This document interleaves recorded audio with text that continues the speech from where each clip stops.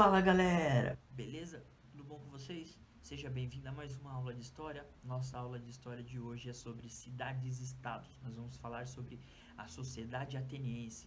Entre eles, vamos analisar um pouco a hierarquia social, ou seja, que tipo de grupos que existiam, né? Quem estava com poder, quem não estava, como era a relação dessas pessoas, como era a sociedade ateniense. Vamos analisar também as reformas políticas, ou seja, a transição desde uma oligarquia para uma tirania para uma democracia. Então, essas três formas de governo que existiram na sociedade ateniense. Nós vamos analisar também a economia, nós vamos analisar basicamente o início dessa sociedade ateniense antes do grande conflito que ela vai ter com Esparta. Beleza? Então a nossa aula de hoje é sobre Atenas, mas antes, vamos lá, partiu para a nossa revisão. Então bora lá. A gente estava falando sobre o resumo. Na aula anterior nós falamos sobre cidade-estado, entendemos um pouco sobre Genos e percebemos que as duas cidades-estados mais conhecidas são Esparta e Atenas. Então, diante disso, a gente basicamente comentou, estudou, reviu o que era as semelhanças e as diferenças de cidade-estado. Primeira coisa que a gente tem que considerar: cidade-estado, ela é a junção de 5 gêneros. Então, a cada 5 gêneros eu tenho uma cidade-estado. Então, imagina pegar 5 cultura, religião, idioma, forma econômica para gerar uma cidade-estado. Bom. Mas por que 5 gêneros formaria uma cidade-estado? Primeiro porque, para você fazer essa unificação, as pessoas têm que ter alguns laços em comum, senão elas vão começar a brigar. Então, entre elas, quais laços são comuns dentro da cidade-estado? O idioma, a religião e a cultura. Esses três fatores fazem com que aquelas 5 comunidades, que entre elas eram parentes e tinham laços culturais, se tornem então uma cidade-estado. Entenderam? Agora, se eu pegar essas 5 comunidades que viram uma cidade-estado com outras 5 que formaram outra cidade-estado, elas vão ter diferenças. E essas diferenças são quais? Primeiramente, a economia, porque a economia de uma cidade-estado ela é liderada pelo Eupatrida. Eupatrida ele é descendente do patriarca que controlava os Genos. Quem que é esse patriarca? Lá atrás, no Genos, ele era o líder político, o líder econômico, o líder jurídico e o líder religioso. Então, ele organizava toda a área rural, para todo mundo ter terra para plantar. Quando o Genos deixa de existir e começa a surgir cidade-estado, o que acontece? Cada Genos vai ter um patriarca, e cada patriarca vai ter terras. E essas terras e o dono delas vão deixar de ser chamado de patriarca e vão se chamar eupatrida. E esses eupatridas representam os principais líderes da organização ateniense, porque são donos de terra, então são ricos, fazem parte de uma política chamada oligarquia, governo de poucos. Por que poucos? Poucos têm terra, muitos não têm terra. Então os poucos que não têm terra lideram aqueles que não têm terra. Entenderam? Então, diante disso que a gente viu na última aula, entendemos que a cidade-estado ela se unifica e aí vai começar a gerar e organizar a sua forma de política e econômica. Ou seja, boa parte do princípio de Genos já não existe. Então, nós temos a terra para a agricultura, mas nós temos também o início em Atenas e em algumas cidades gregas da navegação. E a gente viu na última aula. Porque, aos poucos, esses eupatridas, esses que governavam a Grécia, eles começavam a fazer o comércio. E aí começaram a conquistar terras em lugares que acabam virando colônia. Então a colônia grega é muito grande entre o Mar Vermelho, desculpe, entre o Mar Mediterrâneo, entre o Mar Egeu, tá? Que são fundamentais para a comercialização dos gregos, e o Mar Negro. Os 3 mares que são fundamentais para esse comércio dos gregos. Isso tudo nós vimos na aula anterior. Agora partiu para nosso conteúdo novo, beleza? Vamos lá então, partiu. Bom, pessoal, a nossa aula de hoje é sobre cidade-estado, né, a Grécia Antiga. Nós temos que considerar que havia diversas polis, tá? O que é polis? Tem o mesmo significado de cidade-estado. Polis grega é uma cidade-estado. Como na Grécia Antiga havia diversas polis gregas, diversas cidades-estados, que eram autônomas e independentes da forma que eu justifiquei na revisão ainda hoje e nos vídeos anteriores. Vamos estudar então Atenas e Esparta. A aula de hoje é apenas sobre a sociedade ateniense. Então, primeira coisa que temos que considerar é que a cidade ela recebe esse nome a partir de uma competição com Poseidon. Então, na crença mitológica, os dois batalhavam e os jurados seriam a população que vivia nessa região. E aí o que acontece? Nessa competição, aquele deus que apresentasse uma dádiva, a melhor dádiva para as pessoas, receberia uma homenagem como o nome da ser patrônomo da cidade e ter então o seu nome na cidade. E aí o que acontece? Poseidon ele abre uma fenda ao trocar com seu tridente e dessa fenda emerge um cavalo que justifica a importância e uma dádiva dada de Poseidon ao povo, que era a utilização dele em batalhas, em guerras. Um cavalo feroz e ágil, rápido, né? O que simboliza muito o exército ateniense. Atenas, que era considerada a deusa da arte e do conhecimento, ela toca o seu cajado no chão e do chão emerge uma flor que dá fruto a uma árvore chamada oliveira, que é uma das simbologias mais importantes dos gregos, porque da oliveira você não só tira o azeite, né, para o aspecto religioso, para também utilizar na culinária, né, nos alimentos que eles produziam, como também a sua madeira foi utilizada por muito tempo, né, na sociedade ateniense para construções também. Então esse fator fez com que a população idolatrasse a Atenas, a deusa Atenas, dando origem então ao nome da cidade. Beleza, pessoal?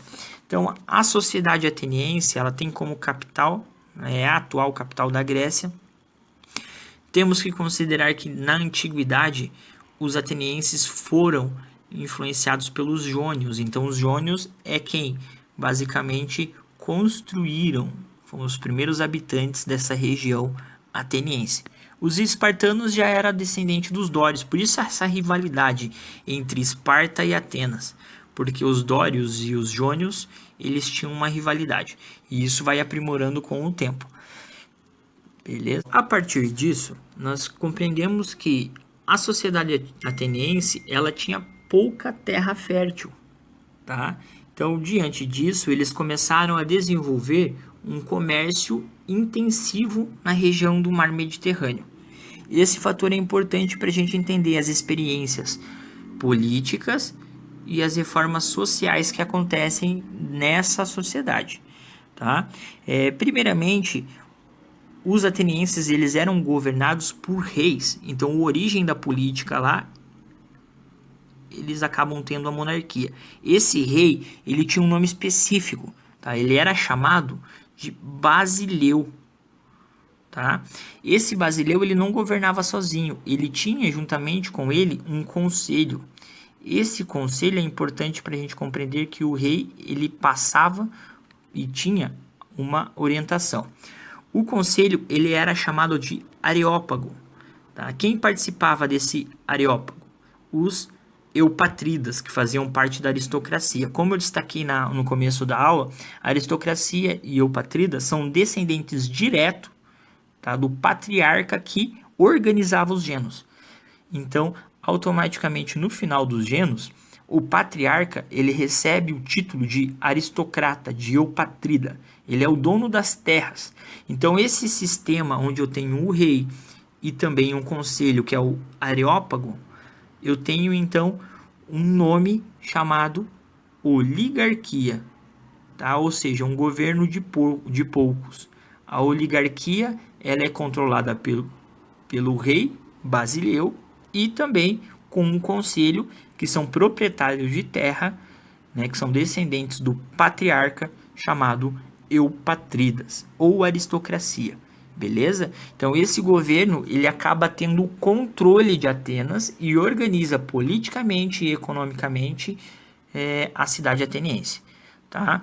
Levando isso em consideração, é importante a gente entender que o próprio Basileu ele tinha o poder de chefe supremo, sacerdote, juiz e comandante do exército, mas ele teria sempre que governar com o apoio do conselho de aristocratas.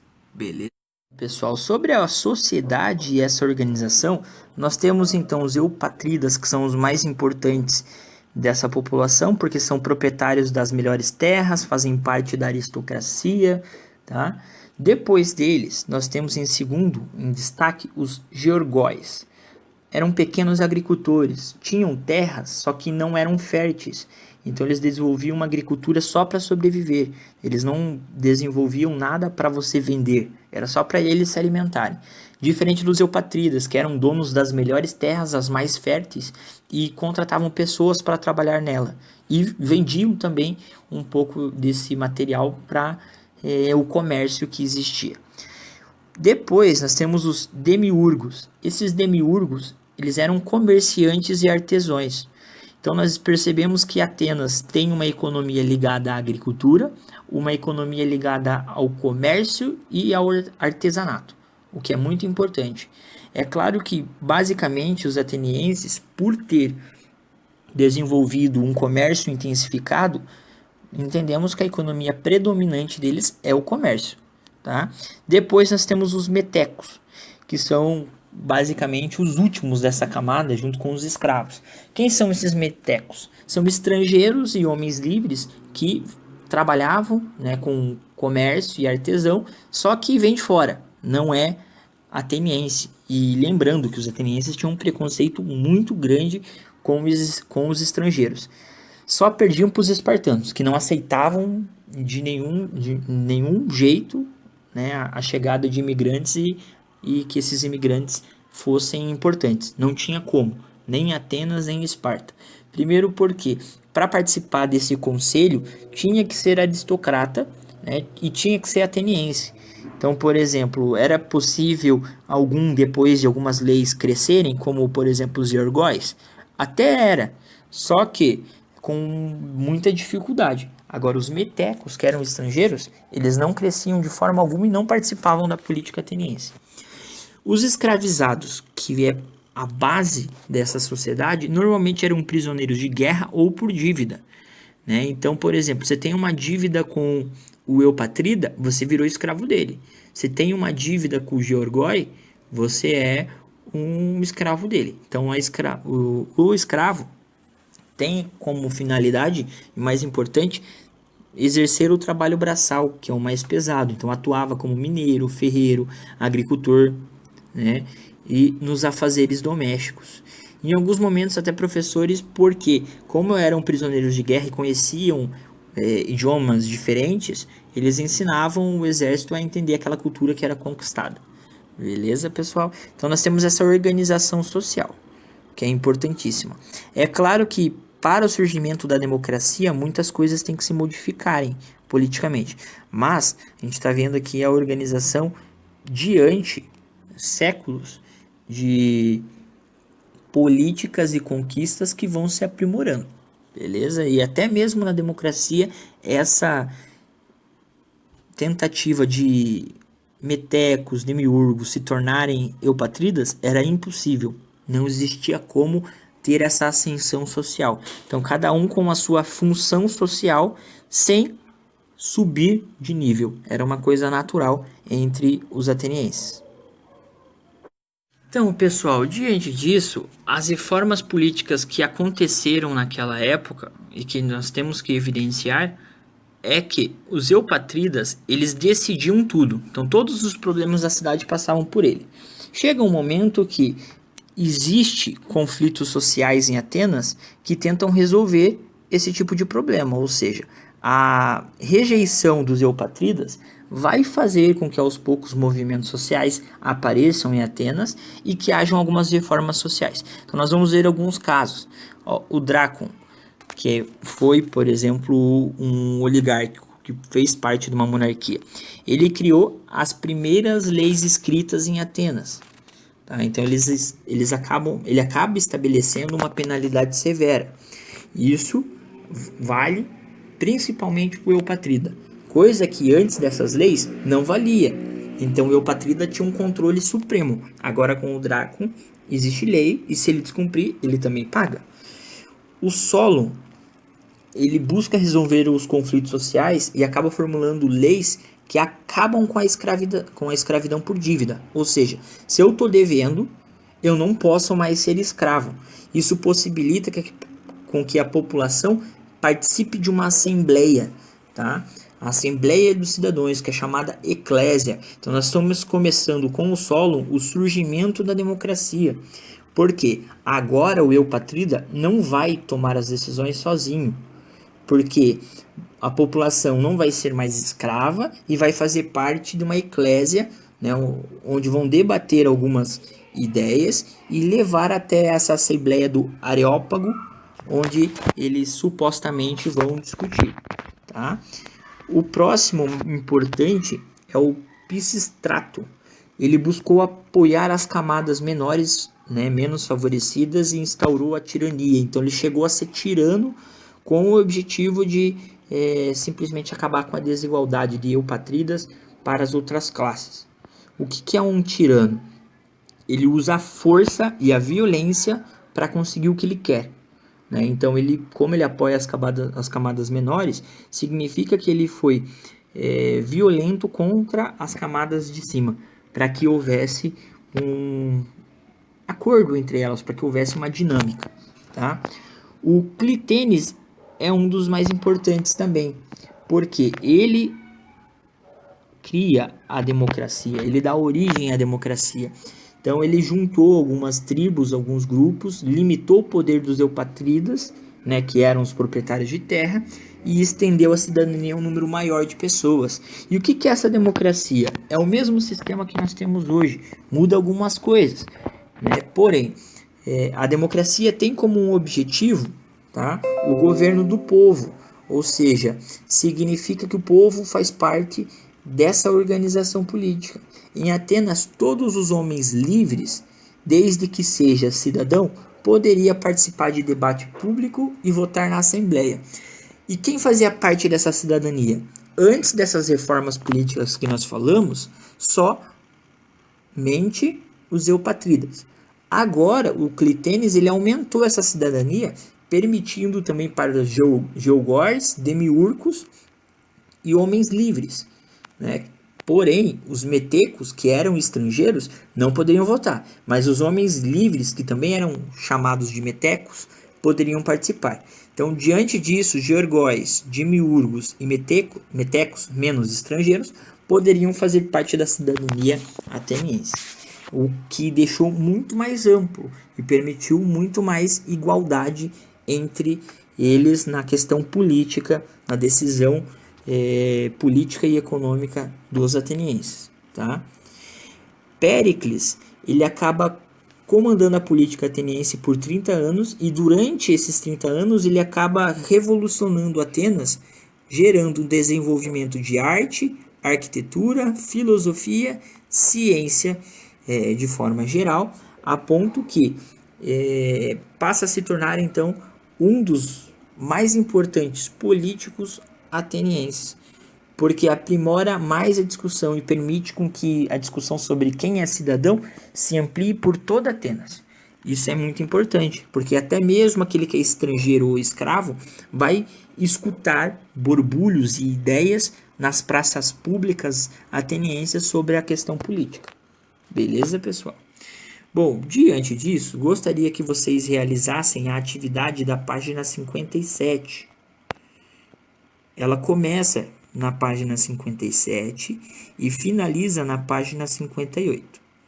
Beleza? Então começa aqui, ó, interpretando documentos e continua na próxima página. Beleza? Bom, o meu abraço a vocês né, aqui. A nossa aula terminou. Voltamos na semana que vem, até porque nessa nós teremos feriado.